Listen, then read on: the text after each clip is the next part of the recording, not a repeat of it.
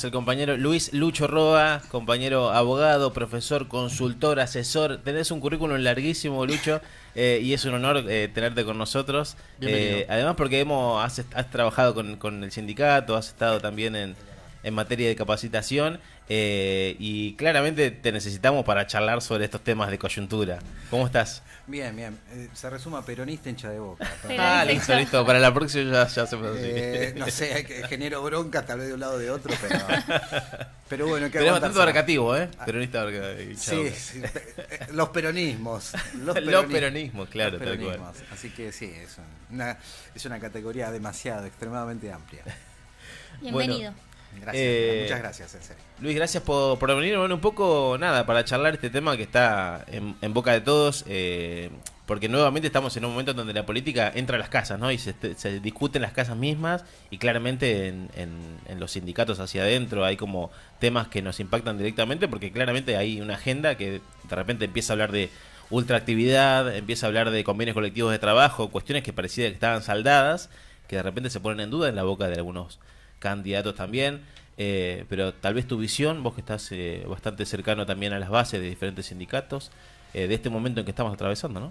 Bueno, bienvenido sea que se hable de política, ¿no? Y que no judicialicemos la política y eso es bueno, eso es bueno. Yo creo que yo creo que en el medio de esta incertidumbre tremenda y las tensiones que nos genera, es bueno volver a hablar en términos políticos, aunque estemos discutiendo con quien no nos quisiéramos, con quienes no quisiéramos discutir de temas, como vos decías recién, absolutamente saldados. Evidentemente tan saldados no están en la sociedad de hoy. Recién al ingresar estábamos hablando de la pandemia, recién al ingresar estábamos hablando de cómo han cambiado las cosas, la perspectiva que tiene, la idea que uno tiene de uno mismo, y esto no es algo que nos suceda a nosotros acá en esta mesa, sino que le sucede a lo largo y a lo ancho del mundo, a ciudadanos de distintas latitudes. Esto ha puesto en tensión cuestiones como vos señalabas, me quedo eso de saldado, y evidentemente hay una hegemonía nueva o una contrahegemonía que pretende situarse en el centro de la escena como nueva verdad revelada, discutiendo aquellas cosas que nosotros pensábamos que estaban recontrasabidas. Por un lado, nosotros como sujetos sindicales, como sujetos políticos sindicales, somos tributarios de una cultura que parece que desde hace 70, 80 años, desde la generación del 45, nosotros teníamos asumidas y formaban parte de aquello que estábamos dispuestos a defender, y que el pueblo se enrolaba masivamente en la defensa de los derechos sociales. Eso hoy está en discusión. Hay quienes pretenden volver al 43, a 1945, al antes, quieren volver a la época de Robustiano Patrón Costas. Pues fíjate, hay cuestiones que presumían saldadas. El pacto democrático. Estamos en los 40 años del pacto democrático y algunas discusiones no eran tales. Eran algunos dinosaurios que andaban sueltos, pero hoy, en un cargo expectante, una presunta y posible vicepresidenta de la Nación, hoy candidata a presidenta de la Nación, está discutiendo ni más ni menos que un capital histórico de la democracia argentina, cuál es la política de derechos humanos. Y eso está en discusión, pareciera que está de vuelta cuestionándose. Para los laburantes, para las trabajadoras y las trabajadoras, esto no puede ser un tema menor. El 60% de los desaparecidos, de las víctimas del terrorismo de Estado, provienen del movimiento obrero organizado. Así que no es algo que le pasa a los organismos de derechos humanos. Cuanto esto ya es lo suficientemente intenso y revulsivo, que se ponga en discusión el pacto democrático que cumple 40 años, que se ponga en discusión el pacto social, que nosotros los peronistas lo forjamos a fuego allá en la jornada del 17 de octubre del 45, parece que, escuchando por ejemplo al candidato que salió o que obtuvo mayor cantidad de votos en las primarias, no solamente pone en discusión esos dos pactos, está en discusión el pacto constitucional básico, el pacto republicano básico, porque él alerta que el origen de todos nuestros males se produjeron hace 100, 110 años, y que yo sepa, hace 110, 113 años, o 111 años, lo que sucedió es la ley Sáenz Peña. Con lo cual, si nuestros males empiezan ahí, está en discusión la ley Sáenz Peña, el voto universal, secreto y obligatorio. La democracia. Están en riesgo nuestros derechos sociales y están en riesgo nuestros derechos humanos, que se vinculan con si bien los derechos sociales son derechos humanos, se vinculan con lo más caro de nuestra existencia misma.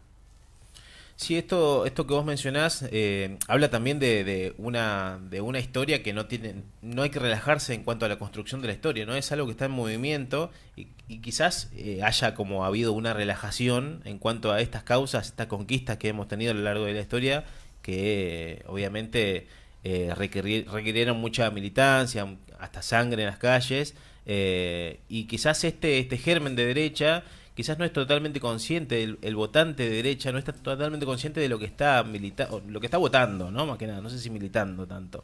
Es como una idea media solapada detrás de otra media marketinera, ¿no? Me parece a mí. Sí, yo creo que algo de eso hay.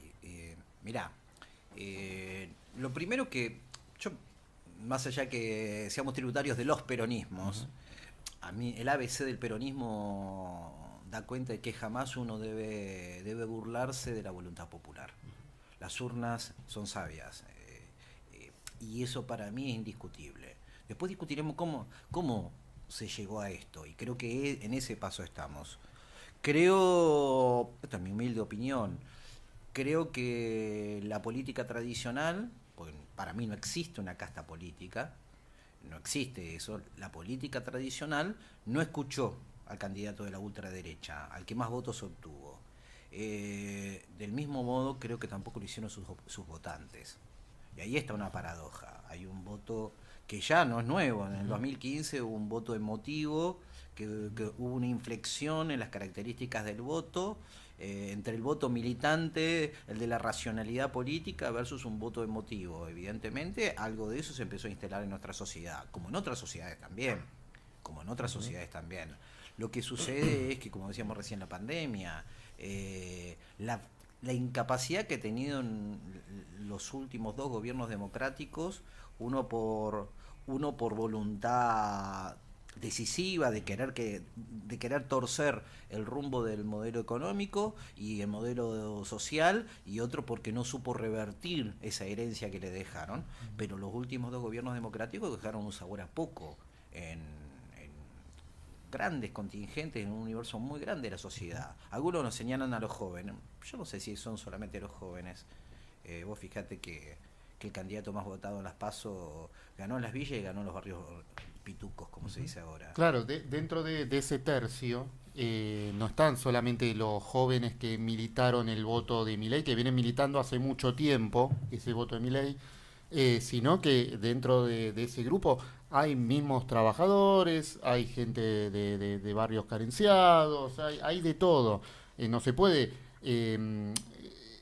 seleccionar solamente ese espacio, como quizás sí pasaba muchas veces con las victorias del PRO o de Juntos por el Cambio en la ciudad, donde ahí sí se ve más marcado que el voto es de una élite o es de lugares de sectores con grandes ingresos. A mí me parece que por ahí viene la mano. Yo creo que sí hay un voto emotivo. Si vos ves la campaña de Milei, habla a todos por igual, cuando hasta el propio ex Frente de Todos, Unión por la Patria, siempre tuvo una lógica monolítica y homogénea de hablarle a su electorado. Hoy por hoy está haciendo lo mismo que lo que hace de un tiempo a esta parte de la Realpolitik, que es segmentar el discurso. Milei no segmenta el discurso. Milei no segmenta el discurso, le habla a todos por igual. Obviamente que uno no puede estar con el Dios y con el diablo. Evidentemente responde a determinados intereses. Y en eso, ahí creo que está la cuestión. A ver, los personajes públicos, los personajes políticos no son lo que son solamente, sino lo que representan. Yo creo que uno tiene que medir a un político, a un personaje público por lo que representan. Y Milei, a mí como parte de la clase trabajadora, no me representa ni emocionalmente ni en cuanto a mis intereses más concretos, mis derechos laborales, cuando cada vez que a comienzo de mes voy a pagar el alquiler y pienso en por qué no tengo una casa, que tiene que ver cómo accedo a la educación, a la salud pública. Evidentemente mis intereses no están contemplados ahí. Bueno, y ahí es otra cosa. Ahí hay una racionalidad que nosotros no podemos penetrar con nuestro discurso. Por eso yo creo que hay que dar una racionalidad. Me parece muy bien contestar racionalmente frente a argumentos que a un sector, que es el núcleo duro, el tanque de ideas de Milei, el combustible, los intereses que representan, sí les interesa modificar de las políticas económicas, sociales, argentinas, pero también tenemos que volver a reconciliarnos con la sociedad, porque le estamos hablando en sánscrito. Claro. La sensación que me da de la política es... El peronismo siempre supo hablarle al pueblo. Siempre. Y eso... Y supo acomodarse a sentidos de época. Un peronismo emancipador de los 45, una emancipación distinta en los 70, de la mano del Flower Power y de las izquierdas que decían presentes y de la doctrina social de la Iglesia, de la teología de la liberación, un peronismo, hasta el peronismo noventista, hasta que yo reniego, podría discutir 10 horas, no viene al caso discutir si era peronismo o no peronismo, para mí no, pero bueno, aún asumiéndolo como tal, era esa posibilidad de interpelar en la sociedad y lo que estaba pasando. Lo que está sucediendo, al menos lo que a mí me parece humildemente, es que no estamos pudiendo interpelar esa sociedad. Y le hablamos, es como un significante vacío, hablamos sin... Nuestras palabras carecen de sentido. Sí, y puede ser también que lo que se dijo durante esa semana, luego de las elecciones, que se estaba haciendo política para los políticos y no política para la gente. Se le estaba hablando a otros políticos para pasarlos por encima. No con teorías, no con ideas, sino tratar de taparlo al otro o tratar de ganar algunas discusiones internas y no ganar el electorado, no tratar de dar algunas ideas para el pueblo y mucho menos para los trabajadores. Sí, me hiciste acordar de algo, que es una frase de un libro de Osvaldo Soriano, que no habrá más penas ni olvido, que se la robó Fabio después, cuando dice: yo nunca me metí en política, siempre fui peronista. Y es muy profunda eso, porque la forma del activista del campo popular siempre es una forma natural de la vida misma, emparentada con el sentido común, al punto de emparentarse con los sectores populares sin advertir que estabas haciendo política, porque era la naturalidad en el ejercicio del vínculo social. Hoy parece que no es natural. Hoy a un chico voy y le digo cosas que por ahí siento yo mucho, le hablo llorando al lado del cuadro de Perón, de Evita, y es un significante vacío. Le digo, el amor vence al odio, y me tira con la zapatilla. Y son significantes vacíos. Y esto, creo que Axel ayer lo decía justo: muchachos, hagamos somos como las viejas bandas de rock que repetimos siempre la misma canción. Un poco lo que le pasó a la izquierda, ¿no? Con los términos de burguesía, de imperialismo, ¿no? Y no porque no existan. Claro que están, y claro que dar cuenta en términos racionales y en términos explícitos de cuál es nuestra postura.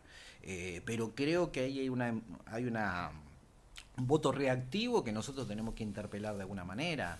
Le decimos a los chicos: mirá, no vas a perder los derechos si gana este muchacho o gana esta señora.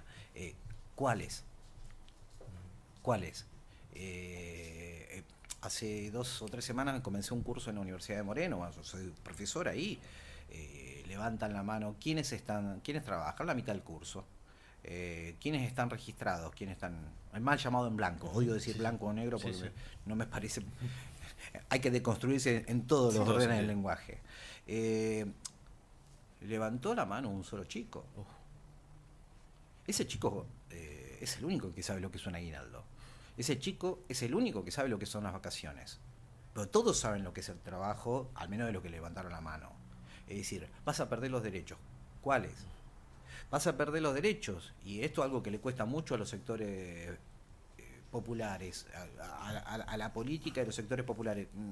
Me entro en tensión cuando digo progresista, por eso traté de cuidarme. Es decir... claro, no es tangible. Claro, vas a perder tus derechos, pero si cada vez que yo salgo me roban en la parada de colectivo. Yo tampoco quiero la cana con sus atrocidades, ni con el gatillo fácil y décadas despotricando contra eso. Pero hay cosas que no lo sienten como tales y piensan que somos marcianos, que venimos de otra galaxia. Bueno, yo creo que hay que interpelar a esa sociedad. Yo creo que, lo vengo diciendo todos estos días, hay que volver al viejo básico. Hay que volver hay que volver a perder el tiempo, y lo digo entre comillas, o perder el tiempo, perder media hora, una hora, con cada compañera, con cada compañero. Volver al original, menos WhatsApp, menos Instagram, menos TikTok, más emocionalidad directa, más vamos a tomar una cerveza, tomemos unos mates, hablemos, ¿qué te está pasando a vos? Yo creo que es la forma de reconstruir los lazos sociales. Porque también todo esto que nos dejó la pandemia, toda una identidad social, una asociatividad que es la suma de muchos pedacitos dispersos donde cada cual está en su casa escondido y te conectás a través de una red. Bueno, hay que volver a reconstituir el lazo social. Y me parece que eso se trata, volver a decir, sos mi compañera, sos mi compañero, compartimos cosas, compartir el pan significa ser compañeros y compañeras. Creo que por ahí pasa la cosa y ¿tenemos tiempo? Desconozco si tenemos tiempo, pero esto hay que hacerlo. Para la primera vuelta, para la segunda, y porque esto va a llevar muchísimo más tiempo que eso. Hay que hacerlo. Y ya no por el peronismo o por el gobierno, si queremos seguir viviendo una sociedad civilizada.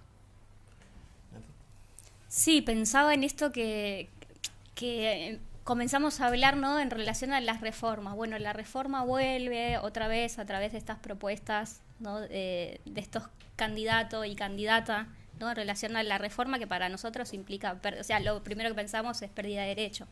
Y entonces pensaba también que es como una amenaza para un sector que es el registrado, que como vos decís, hay todo un sector muy grande que no tiene esas garantías, esos derechos, pero que también pensaba, digamos, un poco, me surgen dos cosas. Una es como un retroceso a un estado de no derecho y que la amenaza para los que sí, digamos, contamos con este trabajo, con un trabajo, con el que sea, el que está, digamos, en condiciones, y después que eso de alguna manera nos impide avanzar en reformas quizás que sean...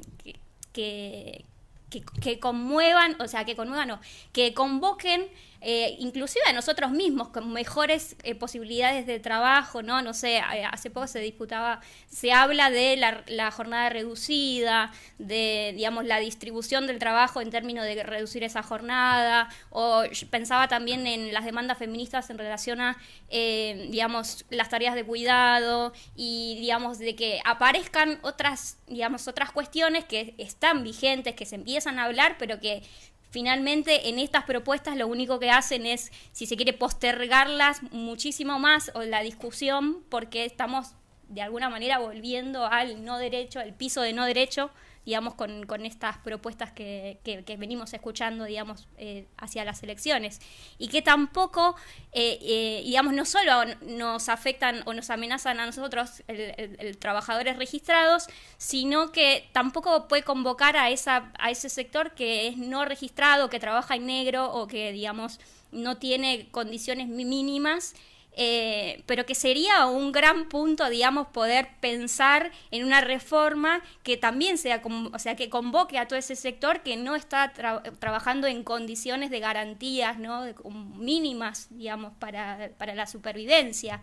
Entonces, como me surgen estas cuestiones, ya como es retroceso de retroceso, y al final, digamos, quedan como dos polos, los que, digamos, cuentan con esos derechos y los que no, y la disputa se ve socialmente, porque, digamos, a ellos no les interesa porque son derechos que no tienen, y a nosotros pensamos desde nosotros y desde nuestros propios pisos de derecho. Entonces, y las discusiones que, si se quiere, podrían hacernos avanzar social, culturalmente, digamos, política y económica también, ¿no? Porque cuando hablamos o cuando pienso en la distribución de las tareas de cuidado, también pienso, digamos, que ahí hay un caudal de dinero que, digamos, que todos los días se labura y que no digamos, que nadie recibe las retribuciones correspondientes por eso, digamos, si lo pienso como más a largo plazo, digamos, como que esas discusiones van a quedar cada vez más postergadas en estos términos.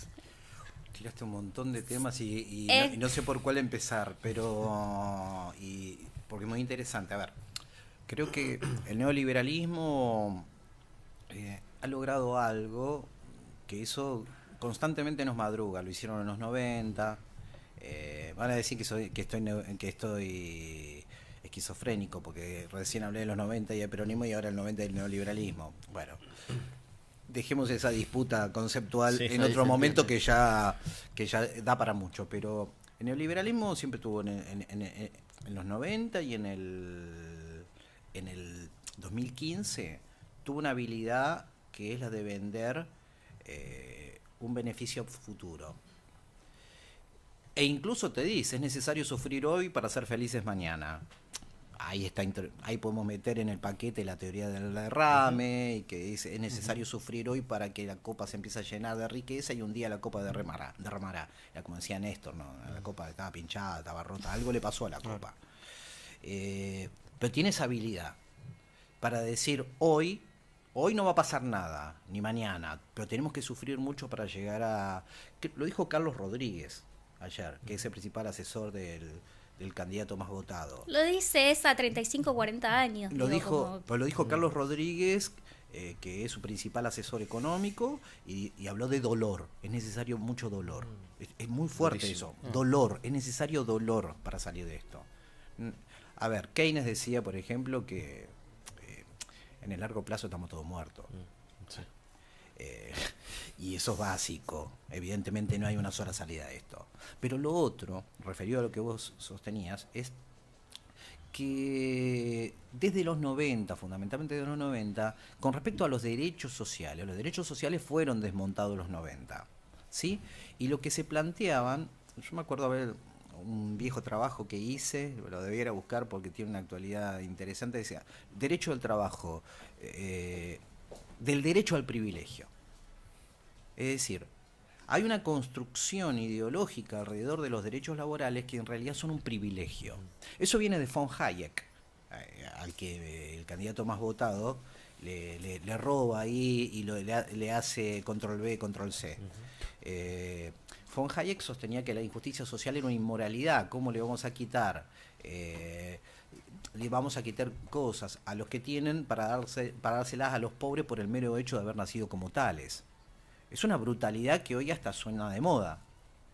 Vos lo decías hace 5 años y te acusaban de cualquier cosa. Era brutal decir eso, era imposible. Nadie se bancaba que alguien dijera sin ponerse colorado eso. Bueno, hoy se dice. Y en los 90, fundamentalmente, ese discurso prendió. ¿Quién tiene los privilegios? Y los privilegiados son los que tienen trabajo. Los privilegiados son los que están registrados. Privilegiados son los que tienen un convenio colectivo de trabajo y van a tener jubilación. Y los demás, no. Y te hablaban de que era necesario fortalecer la economía antes de repartir derechos, con lo cual, ¿para qué? Para que dejen de ser privilegiados y estemos todos en el mismo paquete. Hoy, algo de eso ha permeado. Porque no son los sectores de la UCEMA, la universidad donde está Carlos Rodríguez como rector y que es el principal asesor de Milei. No lo dice la UCEMA, que los laburantes somos los privilegiados. Lo están diciendo otros laburantes. Otros laburantes. Y en eso me parece que nosotros tenemos desde el movimiento obrero organizado, la cuestión no pasa por pelearnos con los otros. Vos dijiste algo hace un ratito. Había un debate muy interesante cuando se discutió en la Cámara de Diputados en comisión sobre las nuevas licencias parentales y tiene que ver con las tareas de los cuidados, ¿no?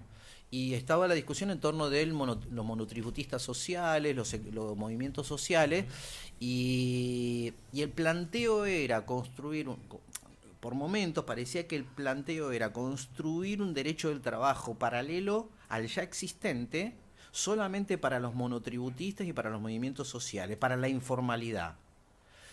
Y en eso se ponían de acuerdo algunos compañeros muy bien intencionados con Juntos por el Cambio. Estaban totalmente de acuerdo. Es decir, dualizar la fuerza de trabajo entre los laburantes tradicionales y los informales. Darles derechos de segunda categoría, una suerte de clase obrera bis. Claro.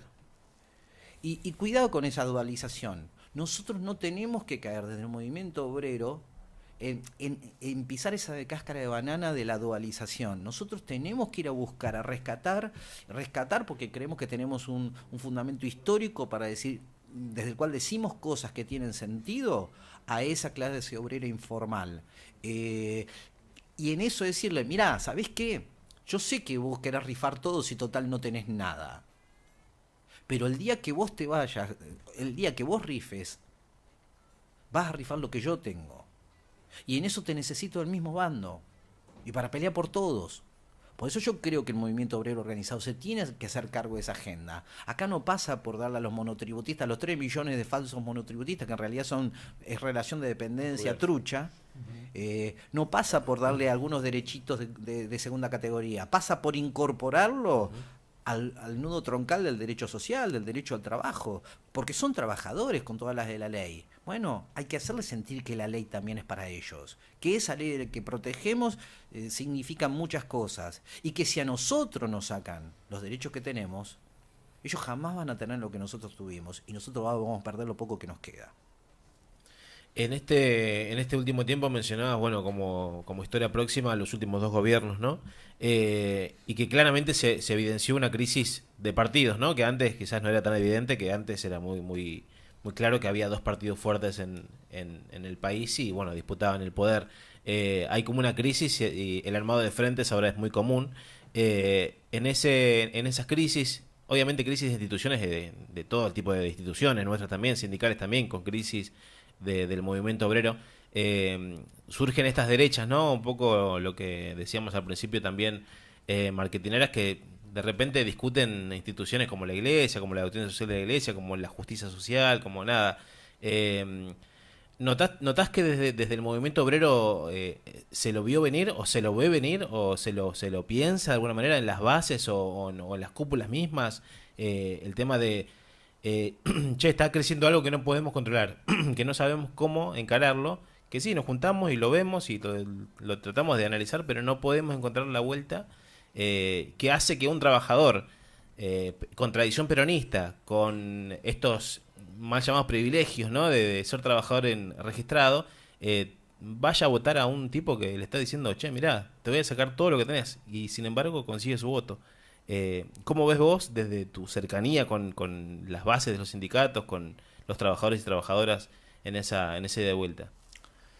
Te soy sincero, desde la dirigencia no lo advierto. Yo creo que estamos por un lado queriendo dar racionalidad a un debate que no la tiene. Claro que hay que responder las brutalidades que se dicen impúdicamente todos los días, impunemente. Claro que hay que dar cuenta de eso. Pero creo que hay un rasgo que no pasa por la racionalidad política tradicional, y yo creo que ahí el peronismo tiene que ir a su combustible histórico. Yo creo en la conducción, los cuadros y la base, y creo que acá por ahí nos falta un GPS. Nos está faltando un GPS. No son pocas las cosas que han sucedido. Podría dar explicaciones del por qué, pero creo que nos está faltando una vuelta de tuerca en todo eso. Creo que esto puede venir, por un lado, una reconstitución del tejido social, donde los sindicatos y los movimientos sociales, claro que tienen mucho para decir.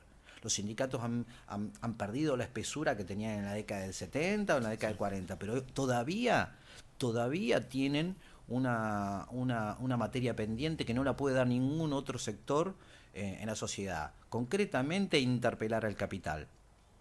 Los movimientos sociales, con todo respeto, no interpelan directamente al capital. Cuando cuando dan cuenta de sus demandas, llenan la 9 de julio en Frente de Desarrollo Social. Cuando el movimiento obrero hace una huelga, está interpelando a las cuentas bancarias. Y ahí hay una diferencia sustantiva. en la distinción capital-trabajo. Creo que por ahí pasa una parte del tema. Lo otro es, obviamente, dar racionalidad. ¿Qué pensamos de la pérdida de la indemnización por despido? ¿Qué pensamos cuando dicen no queremos más salario mínimo vital y móvil? ¿Qué pensamos cuando te dicen hay que ir por la ultraactividad de los convenios colectivos de trabajo? Hay que dar respuesta de eso. Y también hay otros debates. La Argentina hace 40 meses que está creciendo. Y crece, y crece, y crece. En el medio de todo este desmadre, crece. Mientras los dos candidatos le están diciendo, y el tuit de Carlos Rodríguez de ayer, es necesario recesión. Plantea recesión, es necesaria una recesión. Con lo cual, hasta los sectores empresarios deberían estar muy preocupados. Pero la Argentina crece hace 40 meses, pero mi salario no crece. Con lo cual ahí hay una discusión. Ahí hay un aumento exponencial de la rentabilidad empresaria, hay un aumento exponencial de la riqueza de algunos sectores. Entonces, ¿cómo discutimos hoy la rentabilidad? Y una manera de discutir la rentabilidad es, ya que no me vas a dar plata, discutamos mi tiempo. Discutamos mi tiempo. Y mi tiempo se puede discutir diciendo, mira, mi viejo lo que antes hacía en 8 horas, yo lo hago en 4 o en 5. Lo que mi viejo antes hacía en 30 años, yo lo hago ahora en 20. Con lo cual ahí, el tiempo. Mientras la derecha nos está diciendo jubilate a los 80 años, hay una racionalidad económica en la que perfectamente nos podríamos jubilar a los 50, 55 años. ¿Por qué? Porque primero tiene que ver con esa productividad que no es que los patrones nos dan trabajo, no, el trabajo lo ponemos nosotros, claramente que el trabajo lo hacemos nosotros. Entonces, si el trabajo lo hacemos nosotros y es mucho más productivo, quiero ser socio en ese aumento de la productividad. La globalización nos ha llevado a eso. Bueno, nosotros somos lo que hemos empujado el carro. Entonces queremos ser socios de eso, jubilándonos más pronto, trabajando menos horas por día y por semana. El tiempo. Hoy decir que un hombre no debe tener más 2 días de licencia cada vez que nace un hijo significa, y que tenga un montón de días, es una definición en torno a quién va a cuidar los chicos. Es una definición en torno a cuál es el proyecto de vida y el proyecto social, el proyecto político y económico de las mujeres. Con lo cual, ahí estamos diciendo muchas cosas, discutiendo simplemente las licencias parentales. Y yo te diría, visibilizar lo que se está haciendo. Hace 2 semanas se aprobó un dictamen por el cual, por mayoría en comisión, por el cual se avanza a reformar la ley de contrato de trabajo e introducir una serie de licencias parentales para que los chicos no los cuide solamente la mujer. Estamos hablando del tiempo. Empieza esta semana que viene seguramente el debate en comisión en legislación del trabajo en torno de la reducción de la jornada de trabajo. Porque tenemos una jornada que fue revolucionaria en 1929, pero desde 1929 tenemos la misma ley. 8 horas diarias y 48 horas semanales. Vamos por las 6 horas. Y vamos porque cada día se trabaje menos y cada semana se trabaje menos. ¿Por qué? Y porque siempre es el tiempo. Y el tiempo parece que corre solamente en contra nuestro. Ese reloj corre en contra nuestro y no de los sectores del capital que se han visto beneficiados. Y muy beneficiados en estos 40 meses creciendo la economía. Y por mi casa no pasó. Estamos conversando con Lucho Roa, abogado, consultor, asesor sindical también. La verdad que es muy bueno escucharte un poco para traer un poquito de claridad. En el medio de la incertidumbre, que la otra vez lo escuchaba, ¿no? Que la incertidumbre es peor que lo malo en sí, ¿no? Porque uno ya sabe que es lo malo, pero la incertidumbre a veces te carcome. Y está bueno la discusión y que estos debates se lleven a las mesas, a los sindicatos, y que se genere también este ida de vuelta. ¿Cómo observás vos también este factor que cada tanto pasa, que es la antipolítica, ¿no? Milei se vende como un antipolítico y claramente ya es parte de esto que él menciona como casta, ¿no? Que es algo que llevó el movimiento de Podemos en España y que le resultó también positivo, pero digamos desde el otro lugar, desde el poner en discusión esto de la jornada horaria, de un montón de cuestiones de derechos laborales, y en este caso lo tomó para el otro lado, ¿no? Cada tanto pasa esto, ¿no? De decir que la política no sirve, de que los políticos son todos chorros o que los sindicalistas son todos chorros y hacer esta esta cuestión de generalizar, ¿no? Y que es muy consumido además, ¿no? Es un concepto bastante consumido. El tema de casta es como, pareciera que creció bastante, digamos, en la discusión social pública, ¿no? Hay un doble componente ahí. Yo usualmente, y de unos años a esta parte, cada vez que abro los cursos de Derecho del Trabajo, digo, sobre todo tengo un curso de Derecho Sindical, ahí en Sociales, y digo, es una encuesta absolutamente tendenciosa, sin ningún tipo de rigor científico, pero digo, ¿en quién crees menos? ¿En un empresario, en un político, en un sindicalista, en un juez o en un periodista? No pongo los abogados por razones obvias. Todos esos están en la banda negativa. Claro, digamos. pero ¿en quiénes creen menos? Creen en los políticos y en los sindicalistas. Y esto después lo laburamos a lo largo del tengo 4 meses para trabajar. ¿Qué tienen en común un sindicalista y un político? Y bueno, yo mal que mal, cada 2 años, cada 4, voto a un político para que me represente. Mal que mal, cada 4 años, un delegado cada 2, lo voto para que me represente. Ha sido, como decía mi abuela, pato gallareta. Es decir, me ha salido muy bien, me ha salido muy mal, me ha salido regular, pero los he votado. Pero jamás voté a un periodista. Yo jamás voté a un empresario. Jamás voté a un juez. Por eso digo, tras esa discusión e interpelar a unos sectores sí, a otros no, estoy en realidad llevándome por delante de la democracia. Hay un metadiscurso ahí en torno a que lo que estoy impugnando y no me banco es la ley Sáenz Peña. Y esto es lo que finalmente aparece en este discurso de Milei. Cuando Milei, haciéndose la Alfonsina, al cual repudia todo el tiempo, termina su campaña electoral de las PASO recitando el preámbulo, pero por el otro lado está diciendo que en el mismo discurso que nuestros males comenzaron con la ley Sáenz Peña, evidentemente hay un discurso muy complejo. Milei agrega un dato adicional que tiene mucho que ver con Vox. Que ver con Vox.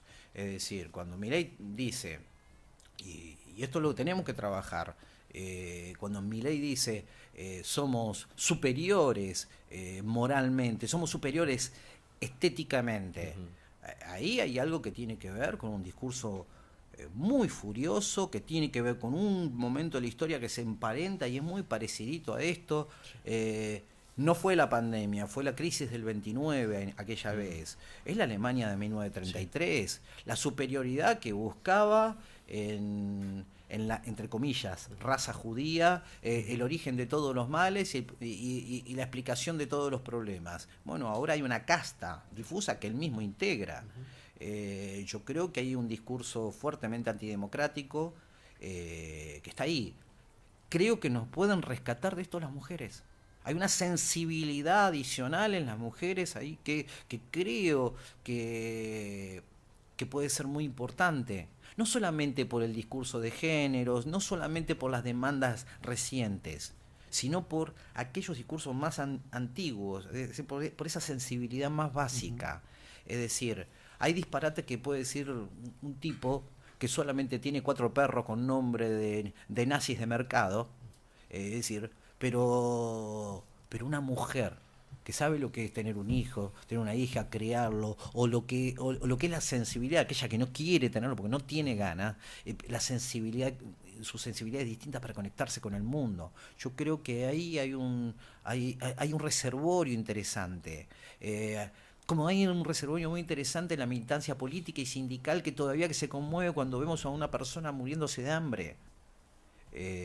Tenemos que retomar eso, esa sensibilidad. Estamos discutiendo los valores humanos más básicos. No me da lo mismo que se muera mi hermano porque no tiene un hospital a que siga vivo. No me da lo mismo que coma que no coma.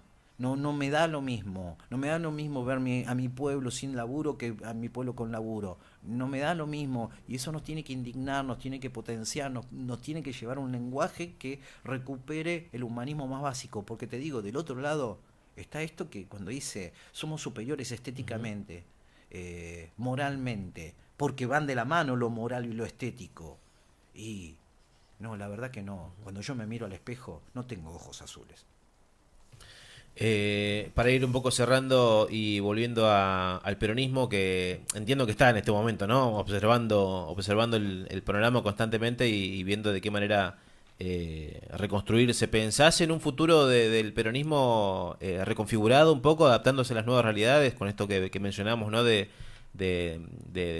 nuevo escenario que se viene, con una derecha que claramente se va a reorganizar en caso de perder estas próximas elecciones, se va a buscar la vuelta para reformularse porque sabe que el discurso cala en la sociedad. ¿Pensás en un peronismo quizás que pueda llegar a condensar esto que en un momento significó Grabois en una punta y Massa en otra punta, que los dos de alguna manera representaban ciertos sectores importantes del peronismo, y que ahora de alguna manera debe encabezar Massa? ¿Pensás en un futuro del peronismo como partido nuevamente, como movimiento popular en general? Yo creo que sí, no sé si lo vamos a llamar peronismo, como esta discusión que tenemos, el kirchnerismo es peronismo, realmente discusión sonsa. Creo que el kirchnerismo en este momento está de baja porque no está pudiendo interpelar este momento como sí lo hizo magníficamente en las 2 décadas anteriores. Pero no voy a entrar en cuestión tan absurda de si es peronismo o no.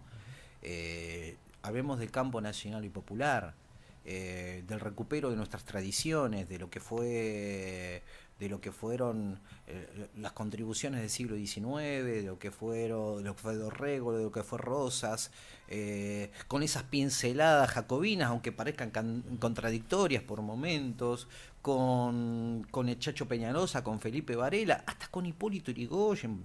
Claro que con Forja, con el primer peronismo, con la generación de los 70, con el kirchnerismo, el campo nacional y popular, creo que es el núcleo duro de ese reservorio al que aludíamos recién, que puede interpelar. No lo creo no te lo diría como una afirmación, lo planteo como una necesidad. Muchas gracias, Luis, por venir a UTEDIC en directo. La verdad que tus palabras más que claras. No sé si quedó algo por fuera de la nota que quieras mencionar, que quieras decir, pero hablamos bastante. Me siento en terapia. No, nosotros hacemos catarsis también. No, tal vez ustedes, a ver, habíamos empezado la nota en torno de cuestiones concretas, la ultraactividad Sí. Y tal vez creo que es más amplia la cosa. Claro que hay que hablar de la ultraactividad, van para destruir la ultraactividad y en eso Bullrich y Milei están en el mismo paquete, quieren destruir los convenios colectivos de trabajo, para eso necesitan esmerilar la fuerza de los sindicatos, lo que quieren es volver a los 90, donde la ultraactividad ¿qué es? Es la vigencia de un convenio hasta que se negocie uno nuevo. Es decir, si no renegocia el convenio, sigue el anterior. Y si no tenés el anterior, y si el anterior cae, te aplican la ley de contrato de trabajo. Yo lo que creo que van a presionar desempleo mediante y bajo salario, van a presionarlos a la renegociación de los convenios colectivos de trabajo, eliminando la ultraactividad de los convenios que decíamos recién. Esto lo dice Juntos por el Cambio, y esto lo dice Punte, que es el asesor en temas laborales de Milei, con lo cual van por una gran reforma laboral donde hasta ni siquiera necesiten reformar la ley de contrato de trabajo, porque la reforma laboral va a ser por goteo y actividad por actividad, rama por rama, y van a llevar a los convenios incluso a que se negocie por empresa. Y con respecto a la indemnización por despido, me parece, digo esto lo más brevemente posible porque da para mucho más. En estos días estaba escuchando sustituir la indemnización por despido por un seguro de desempleo. A ver, no estamos discutiendo el 14 bis con esto. El artículo 14 bis de nuestra Constitución, que Milei dijo que hay que derogarlo, que es una versión pijotera de la Constitución del pueblo argentino de 1949. El 14 bis no es el soporte jurídico de las indemnizaciones. Nosotros tenemos una Constitución desde 1853 que dice que toda persona, todo ciudadano está obligado a no provocarle un daño a otro. ¿Sí? El artículo 19 de la Constitución, ustedes hablaban de los números, el pescado. ¿Sí? Todos estamos obligados a no dañar a otro. Y si dañamos, ¿qué pasa? El que rompe, ¿qué dicen en el barrio? Paga. Artículo 19 de la Constitución. Si yo le cometo un daño a otro, tengo que resarcirlo, tengo que indemnizarlo.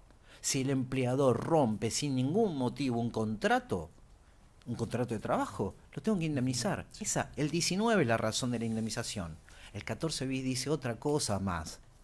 Protege frente al despido arbitrario. Protege para que un patrón no pueda venirte un día y dice, prescindo de tu servicio, sin decirte por qué.